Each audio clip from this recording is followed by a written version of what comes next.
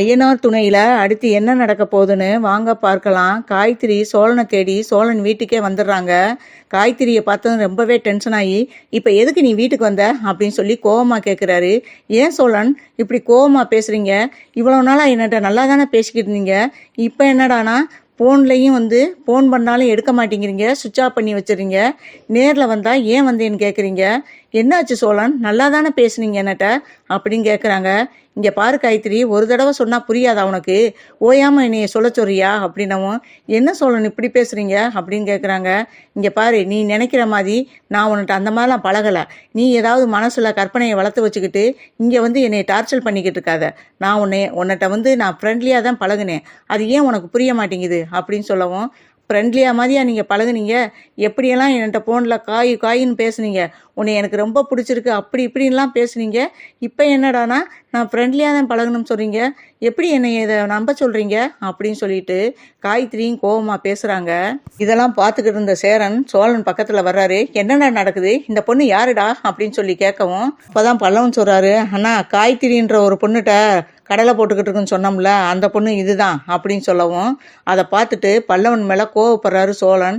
இவன் எந்த நேரம் பார்த்து கழுத்தை அறுக்கிறான் பாரு அப்படின்னு சொல்லிட்டு, இரு இவனை வச்சுக்கிறேன் அப்படின்னு சொல்லி மனசுக்குள்ள நினச்சிக்கிட்டு, டேய் பல்லவா உன் வேலையை பாருடா அப்படின்னு சொல்லி சோழன் கடுப்பாகிறாரு. இப்போ கடுப்பாக என்ன பிரயோஜனம், இன்னிதானே இருக்கு உனக்கு வேடிக்கை அப்படின்னு சொல்லிட்டு அவர் வெளியே போகிறாரு. இப்போ சேரனை பார்த்து காயத்ரி சொல்கிறாங்க, அண்ணா என்னட்ட கொஞ்ச நாளாக இவர் நல்லா தானே பழகுனாரு. ஃபோனில் பேசுகிற விட்டோம்லாம் காயுமான்னு அவ்வளோ கொஞ்சி பேசுவார்னா, உன்னை எனக்கு ரொம்ப பிடிச்சிருக்கு அப்படின்லாம் சொன்னார்னா, இப்போ ஏன் என்னை இப்படி அவாய்ட் பண்ணுறான்னு எனக்கு தெரியலண்ணா அப்படின்னு சொல்லி சேரன்ட்ட சொல்கிறாங்க. அப்போ இன்னும் கொஞ்ச நேரம் பேச விட்டா இவ எல்லாத்தையும் இங்கே கக்கிடுவா அப்படின்னு சொல்லிட்டு, இங்கே பாரு காயத்ரி, வெளியே வா, உன்னிட்ட நான் தனியாக பேசணும் அப்படின்னு சொல்லிட்டு தனியாக கூட்டிகிட்டு போகிறாரு வெளியே. இதை பார்த்துக்கிட்டே இருக்கிறாரு நடேசன். என்ன அந்த பொண்ணு உள்ளே வந்துச்சு, பல்லவன் கூட்டிகிட்டு உள்ளே வந்தேன், இப்போ சோழனோட அந்த பொண்ணு வெளியே போகுது, இங்கே என்ன தான் நடக்குது, சரி நம்மளும் என்னதான் நடக்குதுன்னு வேடிக்கை பார்ப்போம் அப்படின்ட்டு அவர் வேடிக்கை பார்த்துக்கிட்டு இருக்காரு நடேசன். காயத்ரியை தனியாக கூட்டிகிட்டு சோழன் பேச ஆரம்பிக்கிறாரு. ஏன் காயத்ரி என்னை புரிஞ்சுக்கிறவே மாட்டேங்கிற, நான் தான் எல்லா விவரமும் உனக்கு ஃபோன்லேயே சொல்லிட்டேன்ல, அதுக்கப்புறம் ஏன் வீட்டுக்கு வந்த அப்படின்னு சொல்லி கேட்குறாரு. என்ன சோழன், எதுக்காக என்னை அவாய்ட் பண்ணுறீங்க? அதுக்கு எனக்கு காரணம் தெரிஞ்சா நான் போயிடுவேன், அந்த காரணத்தை ஏன் சொல்ல மாட்டேங்கிறீங்க? நான் போவே மாட்டேன், நீங்கள் எனக்கு காரணம் தெரியணும், என்னை ஏன் அவாய்ட் பண்ணுறீங்க? என்னால் உங்களை மறக்கவே முடியலை அப்படின்னு சொல்லிட்டு அழுகவே ஆரம்பிச்சுறாங்க. இதை தள்ளி நின்று வெளியே வேடிக்கை பார்த்துக்கிட்டு இருந்த சேரன் இனிமேலும் நம்ம நின்றுக்கிட்டு இருக்கிறதுல அர்த்தம் இல்லை அப்படின்னு சொல்லிட்டு பக்கத்தில் வர்றாரு. என்னடா ஏன்டா அந்த பொண்ணு அழுகுது அப்படின்னு சொல்லிட்டு கேட்குறாரு. அண்ணா நீ கொஞ்ச நேரம் பேசாமல் இருண்ணா, இதை நான் சமாளிச்சுக்கிறேன் அப்படின்னு சொல்லுவோம். என்னடா சமாளிக்க போகிறேன்ட்டு கோவமாக கத்துறாரு. நானும் பார்த்துக்கிட்டு தான்டா இருக்கேன், அது சின்ன பொண்ணுடா பாவம், அந்த பொண்ணு மனசில் போய் ஆசைகளை வளர்த்து விட்டு அந்த பொண்ணு அழுகுது, பாவம்டா, அந்த பொண்ணை பாருடா, பாவமாக இருக்குடா அப்படின்னு சொல்கிறாரு. அண்ணே தயவுசெய்து கொஞ்ச நேரம் பேசாமல் இருனே, அதே நான் சமாளிச்சுக்கிறேன்னு சொல்கிறேன்ல அப்படின்னு. என்னத்தடா சமாளிக்க போகிற? இதுவரையிலையும் அந்த பொண்ணு என்ன காரணம், என்னை அவாய்ட் பண்ணுறதுக்கு என்ன காரணம்னு கேட்குதே, அப்பயாவது உண்மையை சொல்றியா அவனை கல்யாணம் ஆயிடுச்சுன்னு? அதை இன்னும் வாயை திறந்தே சொல்ல மாட்டேங்கிற. அதுக்கப்புறம் காயத்ரியை பார்த்துட்டு, காயத்ரி இவனுக்கு ஏற்கனவே கல்யாணம் ஆயிடுச்சுமா, அதை சொல்லுவேன்னு எதிர்பார்த்தேன், ஆனால் அதை சொல்லாமல் சுற்றி வளைச்சு அவன் என்னென்னமோ பேசிக்கிட்டு இருந்தான், அதனால தாம்மா நான் சொல்கிற மாதிரி ஆகிப்போச்சு. அவனுக்கு கல்யாணம் ஆயிடுச்சுமா, அவன் ஏதோ விளையாட்டுத்தனமாக பண்ணிட்டாமா, எதுவும் பெருசாக எடுத்துக்கிறாம்மா, படிக்கிற வயசில் படிப்பை பாருமா, உன்னைய பெற்றவங்க நீ நல்லா படித்து ஒரு வேலைக்கு போகணும்னு நினச்சி தான் உன்னை படிக்க வச்சுருக்காங்க, அதெல்லாம் விட்டுப்புட்டு ஏமா இப்படி இவன் பேசினான்ட்டு இவன் பின்னாடி வந்துக்கிட்டு இருக்க அப்படின்னு சொல்லி கேட்குறாரு.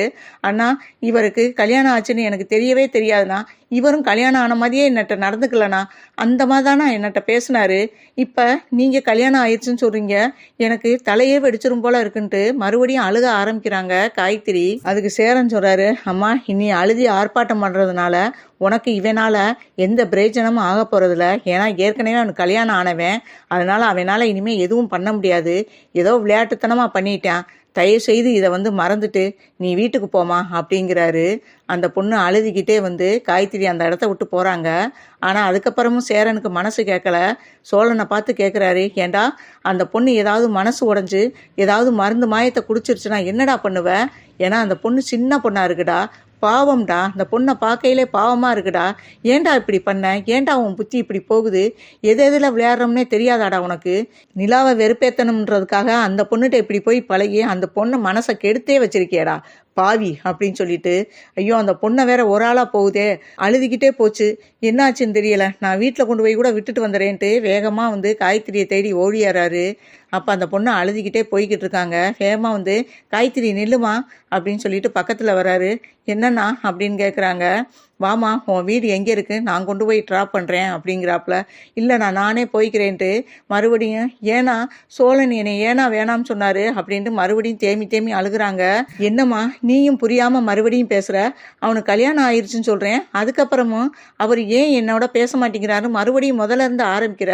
இப்போ சேரன் காயத்ரியை பார்த்து சொல்கிறாங்க, நீ சின்ன பொண்ணுமா, இதெல்லாம் நினச்சி உன் வாழ்க்கையை இப்பயே தொலைச்சிக்கிறாத அப்படின்னு சொல்லிட்டு, வாமா உன் வீடு எங்கே இருக்குது, நான் உன் வீட்டில் கொண்டு போய் ட்ராப் பண்ணுறேன் அப்படிங்கிறாரு. எங்கள் அம்மா அப்பா இருக்கிறது திருவண்ணாமலை, நான் இங்கே ரூம் எடுத்து தங்கியிருக்கேன்னா ஃப்ரெண்ட்ஸுகளோட தங்கி தான் நான் இங்கே படிச்சுக்கிட்டு இருக்கேன் அப்படின்னு சொல்கிறாங்க. ஒரு ஆட்டோவை கூப்பிட்டு ஆட்டோவில் உட்கார வச்சு அவங்கள கூட்டிகிட்டு போய் அவங்க சொன்ன அட்ரஸில் இறக்கி விட்டுட்டு கேட்குறாங்க. சேரன் கேட்குறாரு காயத்ரியை பார்த்து, ஏம்மா நீ ரூமுக்கு போயிடுவேல, இல்லை நான் வீட்டிலே கொண்டாந்து விட்டு போவா அப்படின்னும்.